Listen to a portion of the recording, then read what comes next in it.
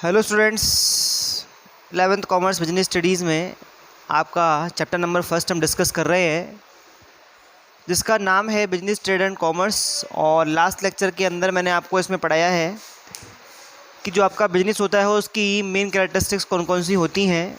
आज हम डिस्कस करेंगे तीनों इकोनॉमिक एक्टिविटीज़ के बीच में comparison between business, profession and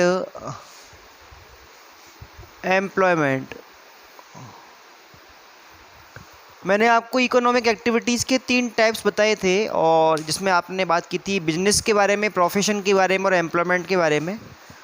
तो हम डिस्कस कर रहे हैं कि जो बिजनेस है वो प्रोफेशन और एम्प्लॉयमेंट से किस तरह से डिफरेंट है, और वो उसके बारे में हम कंपैरिजन पढ़ेंगे। तो इसके लिए मैं कुछ कॉलम्स बना रहा हूँ।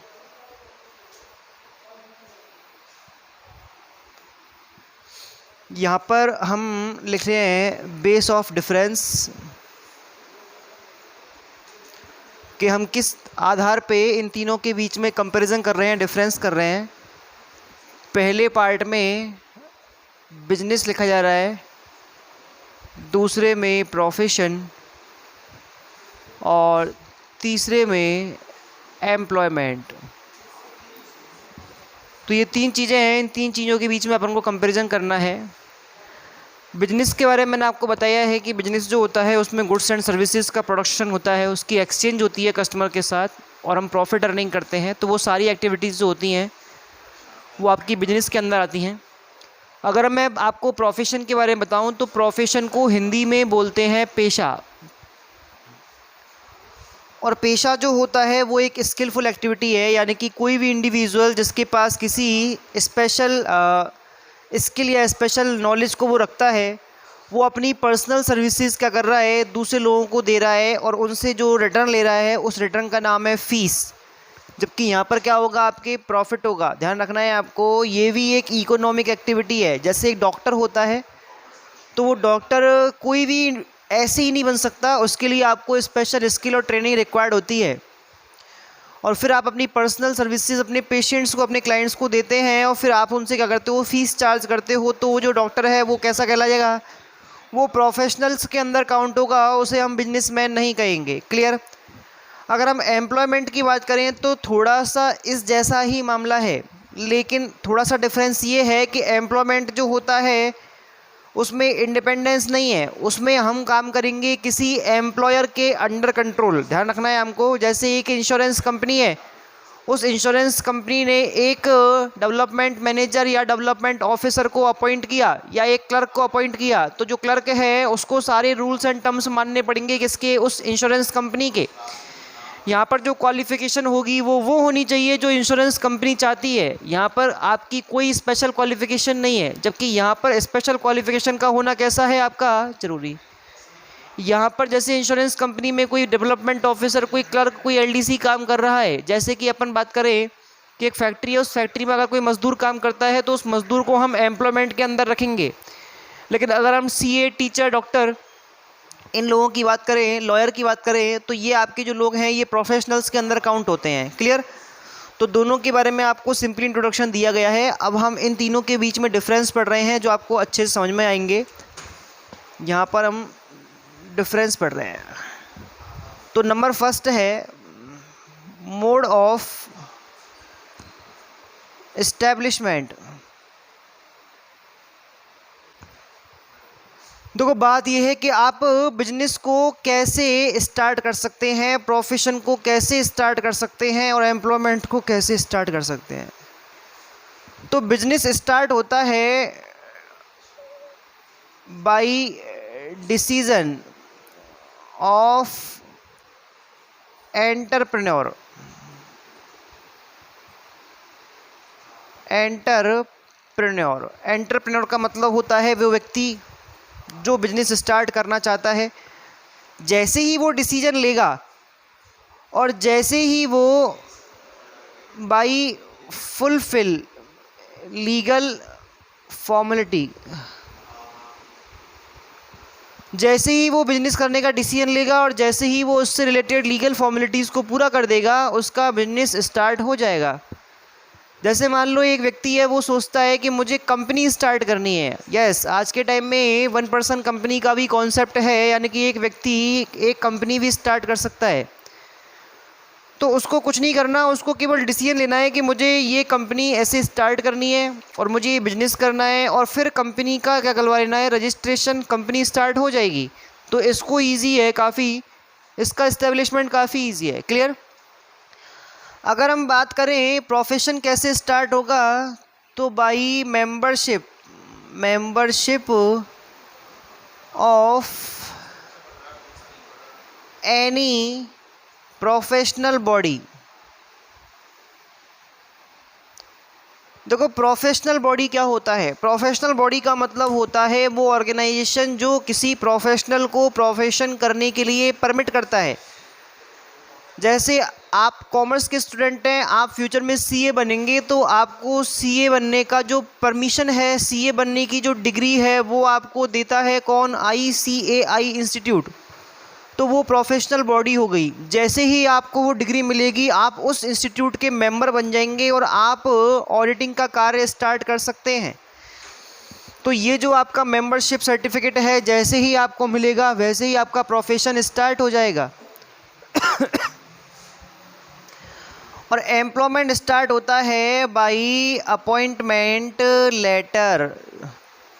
जैसे ही किसी कंपनी ने आपको अपॉइंटमेंट लेटर दिया कि भैया आपको परसों से या फलानी डेट से क्या करना है, ऑर्गेनाइजेशन में ज्वाइन करना है फलानी पोस्ट को, तो आप क्या करोगे, उस चीज़ को अचीव कर लोगे और आपका जो एम्प्लॉयमेंट है वो स्टार्ट हो जाएगा। क्लियर? तो फर्स्ट आपको समझ में आया है मोड ऑफ एस्टेब्लिशमेंट, जिसमें हमने बात की कि एंटरप्रेन्योर का डिसीजन जैसे ही होगा, जैसे ही वो रजिस्ट्रेशन करवाएगा अपने बिजनेस का, जो फॉर्मेलिटी है वो पूरी करेगा, उसका हाथों हाथ बिजनेस स्टार्ट हो जाएगा। प्रोफेशन कब स्टार्ट होता है? जब प्रोफेशनल किसी ऑर्गेनाइजेशन जो उससे रिलेटेड है, उस रिलेटेड ऑर्गेनाइजेशन की मेंबरशिप ले लेता है, यानी कि जैसे उसको डिग्री मिलेगी वैसे हाथों हाथ वो प्रोफेशन स्टार्ट कर सकता है। और एम्प्लॉयमेंट कब स्टार्ट होगा? जब किसी ऑर्गेनाइजेशन से उसको क्या मिलेगा? अपॉइंटमेंट लेटर मिलेगा। अपॉइंटमेंट लेटर मिलते ही उसका जो ऑर्गेनाइजेशन में एम्प्लॉयमेंट है वो चालू हो जाएगा। क्लियर? नंबर सेकंड हम बात कर रहे हैं nature of work.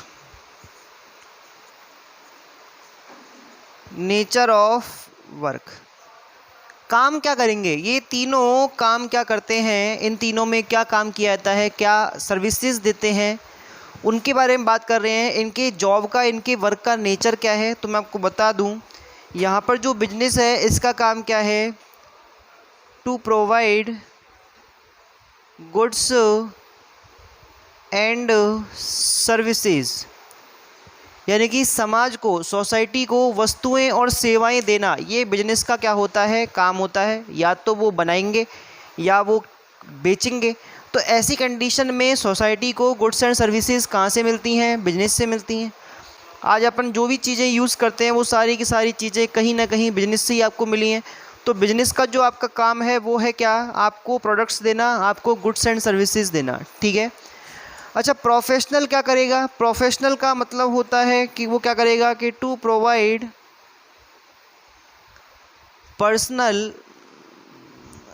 Personalised expert services. Yes, आपको ये चीज़ ध्यान रखनी है कि जो भी प्रोफेशनल होगा, उस प्रोफेशनल के पास जैसा भी एक्सपर्टाइज है, उस तरह से वो अपनी पर्सनल सर्विसेज क्या करेगा? अपने क्लाइंट को देगा। जैसे एक डॉक्टर होता है, वो पेशेंट के साथ क्या करता है? सर्विसेज, पेशेंट को सर्विसेज देता है, अपनी पर्सनल सर्विसेज। एक लॉयर जो होता है वो अपने क्लाइंट को क्या करता है?